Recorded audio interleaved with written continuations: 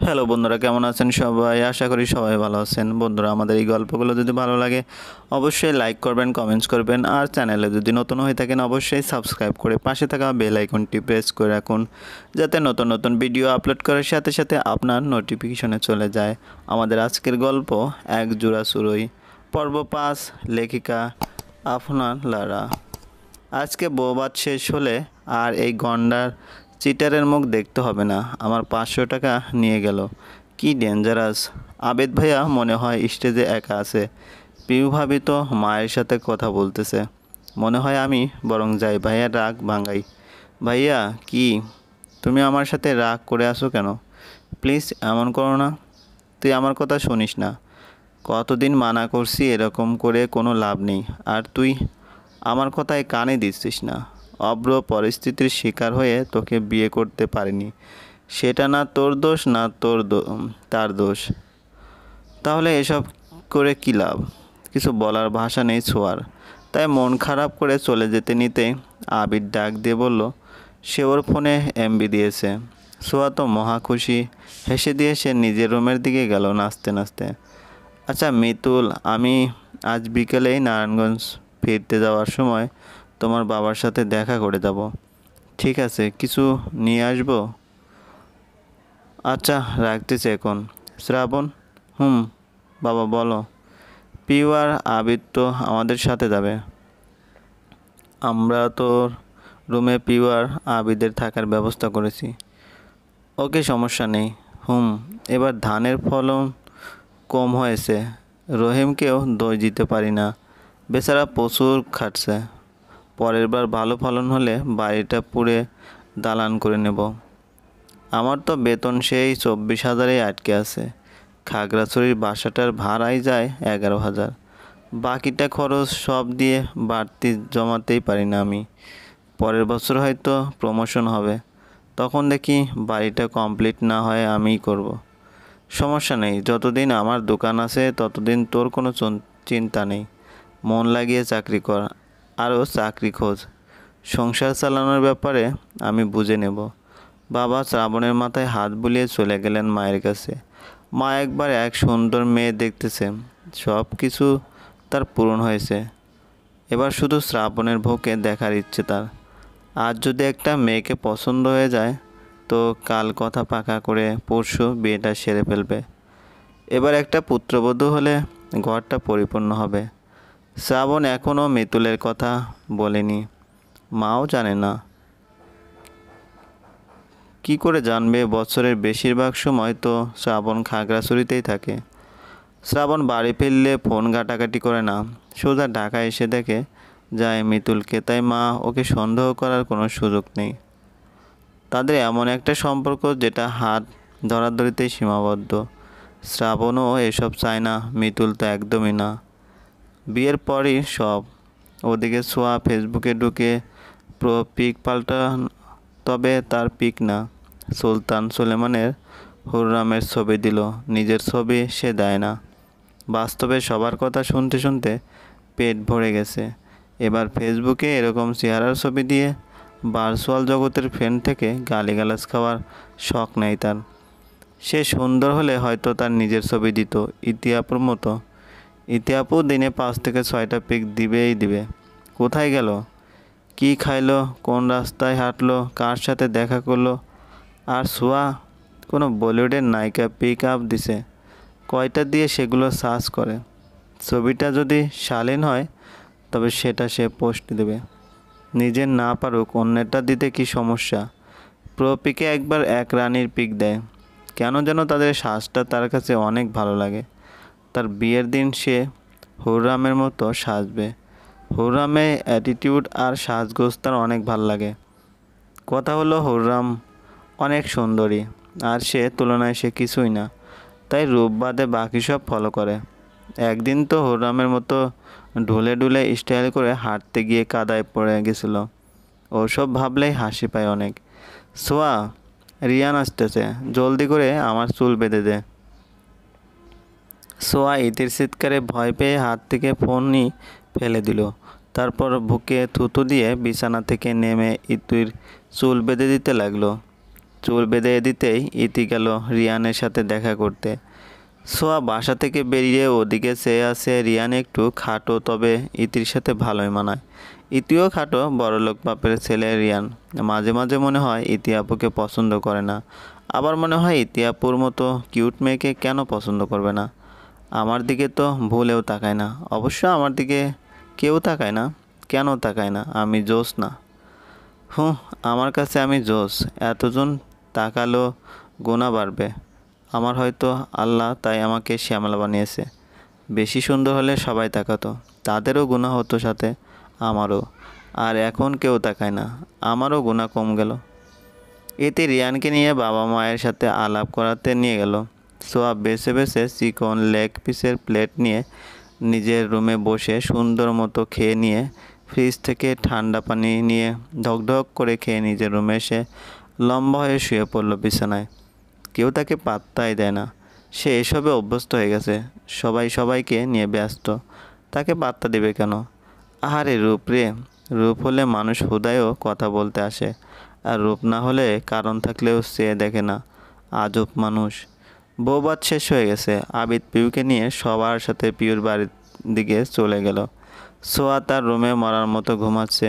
ইতি রিয়ানের সাথে একটু ঘুরতে গেছে, আর শ্রাবণ তার বাইক নিয়ে গেছে মিতুলদের বাসায়। নক করে, কে তুমি? আসসালামু আলাইকুম আঙ্কেল, আমি শ্রাবণ আহমেদ। আমি আসলে, ওয়ালাইকুম আসসালাম। সালাম নিয়ে মিতুলের বাবা ভ্রু কুঁচকে পিছনে ফিরে তাকালো। মিতুল তার রুমের দরজার সামনে পর্দা ধরে লুকিয়ে আছে। শ্রাবণ নামটা উনি কয়েকবার শুনেছেন। ল্যান্ডলাইন কল আসলে ধরলে বলতো শ্রাবণ। তাহলে এই সেই শ্রাবণ? আসো, ভিতরে আসো। শ্রাবণ গিয়ে সোফায় বসলো। বাবা রান্নাঘরের দিকে তাকিয়ে বললেন, মিতুর মা, চা নাস্তা পাঠাও। কথাটা বলে উনিও আবার শ্রাবণের দিকে তাকালেন। শ্রাবণের পরনে খয়েরি রঙের পাঞ্জাবি, দেখতে একদম সাধারণ, তবে হাব ভাব দেখে মনে হয় হাই লেভেলের ভদ্র। তা তুমি কি চাকরি করো? আমি খাগড়াছড়ি একটা প্রাইভেট প্রাইমারি স্কুলের টিচার। প্রাইভেট? আবার প্রাইমারি? শ্রাবণ ঢোক গিলে শক্ত চোখে বলল, জি। আচ্ছা, চা খাও। আসসালামু আলাইকুম আন্টি। ওয়ালাইকুম আসসালাম। কেমন আছো বাবা? ভালো, আপনি কেমন আছেন? ভালো। আন্টি, এখানে মিষ্টি আর ফল আছে, আপনাদের জন্য এনেছি, এগুলো নিয়ে যান। এসবের কি দরকার ছিল? তা শ্রাবণ, তোমার নিজের বাড়ি আছে তো খাগড়াছড়িতে? না, ভাড়া থাকি। ও, চাকরিটা কতদিন হলো করো? 2 বছর। ও, তাহলে তো নতুন। সরকারি চাকরি খোঁজো না? পাস কি তোমার? Graduation complete. গুড, সরকারি চাকরি খুঁজো তাহলে। আমি আমার মেয়েকে বেসরকারি চাকরি করা ছেলের সাথে বিয়ে দেব না। আমি নিজেও সরকারি চাকরি করি। শ্রাবণ হেসে বলল, আচ্ছা। উঠে দাঁড়িয়ে সে মিতুলের দিকে তাকালো। মিতুল ছলছল চোখে ওর দিকে চেয়ে আছে। বাবা হুট করে এমনটা বলবে তা একদমই জানতো না সে। বললেই তো সরকারি চাকরি পাওয়া যায় না। এসব ভাবতে ভাবতে শ্রাবণ বাইকে উঠে বসলো। আসলে এখনকার মেয়েদের বাবারা ছেলেরা কি চাকরি করে সেটার উপর দিয়েই সবটা ভাবে। এবার ছেলেটা খারাপ নাকি ভালো সেদিকে দেখেই না। তাদের মতে প্রাইভেট জব করা ছেলেদের চাকরি একটা মেয়েকে সুখী করতে যথেষ্ট না। বাবা, কি? এখন এটা বলতে এসো না যে তুমি ওকে পছন্দ করো বলে আমি বিয়েতে রাজি হয়ে যেতাম। বাবা প্লিজ, বোঝার চেষ্টা করো। আমি শ্রাবণকে ভালোবাসি। বাবা চশমাটা মুছতে মুছতে মিতুলের পাশে এসে বসলেন। তারপর শান্ত গলায় বললেন, শোন মা, তোকে আমি যেমন হালে বড় করেছি, আমি চাই তোর স্বামীও যেন তোকে ঠিক সেই হালে রাখে। আমি আমার চেয়েও নিচের লেভেলের ছেলের সাথে কি করে তোর বিয়ে দেব? তোর হাত খরচই তো মাসে 8 থেকে 9 হাজার। শ্রাবণ সংসার চালাবে নাকি তোর হাত খরচ দেবে? মনে রাখিস, অভাব যখন দরজায় এসে দাঁড়ায়, ভালোবাসা তখন জানালা দিয়ে পালায়। আমি চাই না তুই ভুল করে পরে আফসোস করস। তার চেয়ে ভালো এখনই বোঝ, যদি তুই এরকম সুন্দর লাইফ না চাস, শ্রাবণের ওয়াইফ হয়ে কষ্টের জীবন কাটাতে চাস, তো ফাইন, আমি রাজি। বাট একবার ভাব, ভালোবাসা বেশি নাকি ভালো জীবন বেশি? আমি লিমনের সাথে তোর বিয়ের কথা বলেছিলাম। লিমন একজন ব্যাংকার, সরকারি ব্যাংকার। এত এত বেতন পায়। তোকে 8-9 হাজার কেন, মাসে 10-15 হাজার টাকা খরচ দেবে। তার যোগ্যতা আছে, ওর নিজের বাসা আছে, নিজের গাড়ি হবে কদিন পর। এসব রেখে তুই কষ্টের লাইফ চাস? ভাব একটু, সময় দিলাম তোকে। শ্রাবণ বাড়ি ফিরে অনেকবার মিতুলকে ফোন করেছে, কিন্তু মিতুল ফোন ধরতেছে না। হয়তো ওর বাবা ওকে ঝাড়ি দিয়েছে, আমার জন্য ওকে কত কথা শুনতে হলো। নিশ্চয়ই কাঁদতেছে এখন। শ্রাবণ মুখ ধুয়ে বাইরে বের হয়ে গেল পুকুর ঘাটে। এসে বসে পুকুরের মাঝখানটার দিকে চেয়ে আছে সে। আকাশের চাঁদটা দেখা যাচ্ছে সেখানে। মনে হচ্ছে চাঁদ আকাশে নয়, চাঁদটা পুকুরের মাঝখানে উঠেছে। সোয়া ছাদে এসে আকাশের দিকে তাকিয়ে চাঁদটা দেখতেছে। কারোর কাছ থেকে রিজেক্ট হলে যেমনটা লাগে, দুজনেই এখন সে কষ্ট অনুভব করছে। সোয়া তার চোখজোড়া বারবার মুছতে মুছতে চাঁদ দেখায় ব্যস্ত। আর শ্রাবণ নাচেও কেঁদে দিল হঠাৎ করে, কারণ মিতুলের একটা মেসেজ এসেছে 10 মিনিট আগে। সেটাতে লেখা ছিল, শ্রাবণ, বাবার অমতে যাওয়া আমার পক্ষে সম্ভব না। তুমি তো সরকারি চাকরি পাবা না আজকাল, বা কয়েক বছরেও না। কিন্তু আমি বাসার বড় মেয়ে, আমার বিয়ে তো কাল পরশু হয়েই যাবে। লিমনকে তো চেনো, বলছিলাম তার কথা। বাবা চায় আমি যেন তাকে বিয়ে করি। আমার কিছু করার নেই, আমার হাতেও কিছু নেই, ভালো থেকো। শ্রাবণ কাঁদতে কাঁদতে হেসে দিল হঠাৎ করে। আসলে মিতুলের দোষ নেই, ও তো আমাকে শুরু থেকেই বলতেছিল ওর বাবা সরকারি চাকরি ছাড়া বিয়ে দেবে না। আমি তো অনেক চেষ্টা করে আপাতত এই চাকরিটা পেলাম, চেষ্টার কোনো কমতি রাখিনি। তবে ওই যে ভাগ্য, ভাগ্য তো সহজে দেখা দেয় না। আমারও তাই, মিতুলের কথায় কষ্ট হচ্ছে খুব। তাও নিজের অকর্মণ্যতায় নিজেকেই দোষ দিতে হচ্ছে। একটা ভালো চাকরির জন্য আজ আমি মিতুলকে হারালাম। আমার মতো দায়িত্ববানহীন আর নেই, আমি একজনই আছি। মিতুল কি কাঁদছে আমার মতো? ওর তো কিছু করার নেই। ওর বাবার অমতে গিয়ে ও কেন এসব করবে? পালানো তো একদমই না। মিতুল চাইলেই বাবাকে মানাতে পারতো, কিন্তু সে একটা ভালো জীবনের স্বপ্ন দেখলো, যেটা শ্রাবণ তাকে দিতে পারবে না। এইসব ভেবে সে লিমনকে বিয়ে করতে হ্যাঁ বলে দিয়েছে। শ্রাবণ তো জানে না। শ্রাবণ চোখের পানি মুছে অপুর রুমে গেল। আজ সে অপুর সাথে ঘুমাবে। অপু এতক্ষণ ফোন টিপতেছিল। শ্রাবণকে দেখে ফোন লুকিয়ে ফেলেছে। শ্রাবণ বালিশ ঠিক করে মাথাটা রাখতেই মায়ের ডাক শোনা গেল। উঠে বসে চোখ মুছে রুম থেকে বেরিয়ে মায়ের রুমের দিকে গেল। রাত 10টা বাজে তখন। মা বললেন চেয়ার টেনে বসতে। পাশে বাবা তপসি হাতে নিয়ে চুপ করে আছেন। শ্রাবণ, তুই কি কাউকে পছন্দ করিস? শ্রাবণ চমকে মায়ের মুখের দিকে চেয়ে রইল কিছুক্ষণ, তারপর কঠিন গলায় বলল, তবে সে আমার হবে না।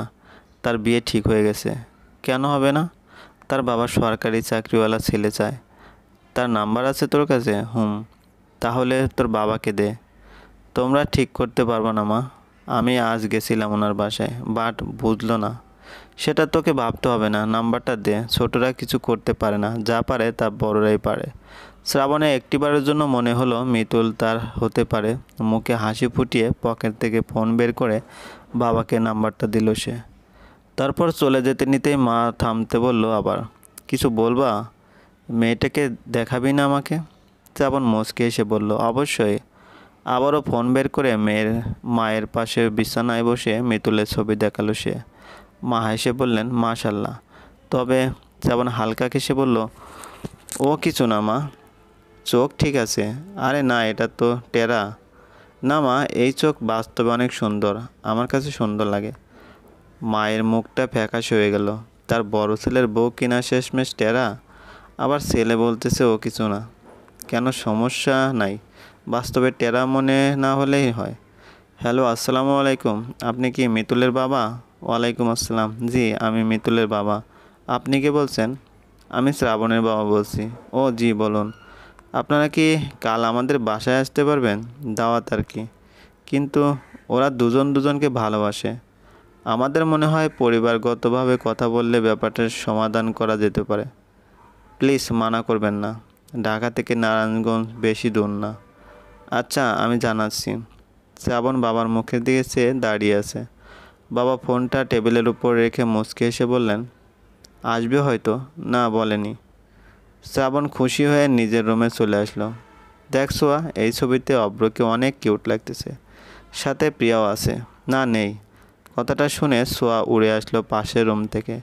ইতির থেকে ফোন নিয়ে ছবিটা ঢ্যাপ ঢ্যাপ করে দেখতেছে সে।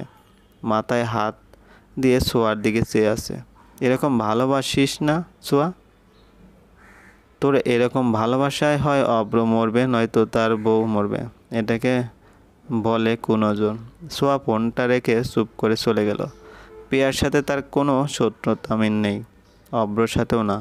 থাক, আর দেখব না, আমার উচিত ওরে ভুলে যাওয়া। আমার এমন নজরে যদি অব্রর ক্ষতি হয়ে যায়? না না, এটা হয় না।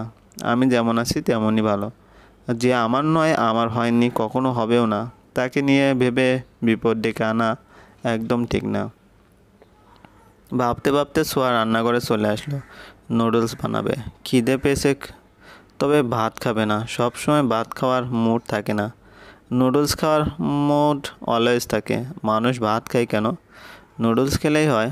আমি তো সারাদিন নুডলস খেয়েই থাকতে পারবো। চলবে। বন্ধুরা, আমাদের এই গল্পগুলো যদি ভালো লাগে অবশ্যই লাইক করবেন, কমেন্টস করবেন, আর চ্যানেলে যদি নতুন হয়ে থাকেন অবশ্যই সাবস্ক্রাইব করে পাশে থাকা বেল আইকনটি প্রেস করে রাখুন। ধন্যবাদ, ভালো থাকবেন।